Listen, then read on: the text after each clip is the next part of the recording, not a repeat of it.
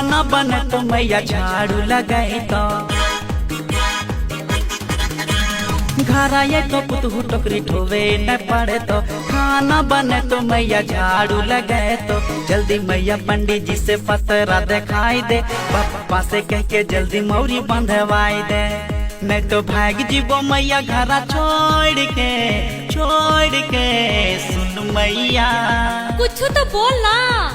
कन्या लाइन देबो मैया बिंद है जी के सुन मैया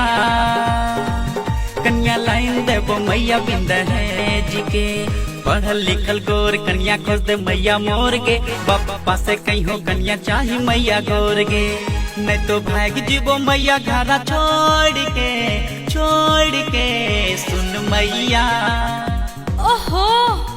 कन्या लाइन देबो मैया बिंद है जी के सुन मैया।